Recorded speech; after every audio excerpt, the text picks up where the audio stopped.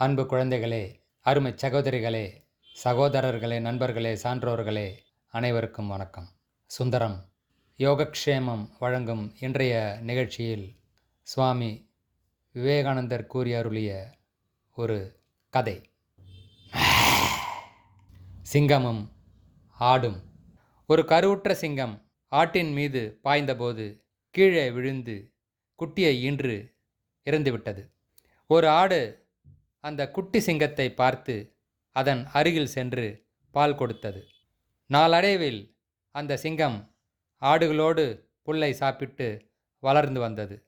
ஒரு நாள் ஒரு வயதான சிங்கம் இந்த ஆட்டுச் சிங்கத்தை பார்த்து வியப்படைந்து அதன் அருகில் சென்றது. ஆனால் இந்த ஆட்டு சிங்கம் அந்த சிங்கத்தை கண்டு பயந்து ஓடிவிட்டது. அந்த பெரிய சிங்கம் இந்த ஆட்டு சிங்கம் தனியாக அகப்படும் வேலைக்காக காத்திருந்தது.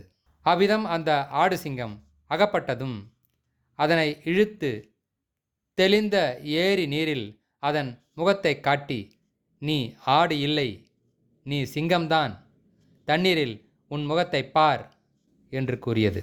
அந்த ஆட்டு சிங்கமும் நீரில் பிரதிபலித்த தன்னுடைய முகத்தை பார்த்தது. "நான் சிங்கமே, ஆடு இல்லை" என்று உரக்க சொல்லியது.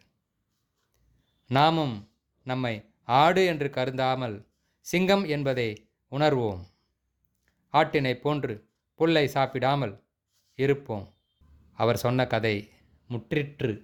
கேட்டமைக்கு நன்றி, மகிழ்ச்சி. வணக்கம். மீண்டும் சந்திப்போம்.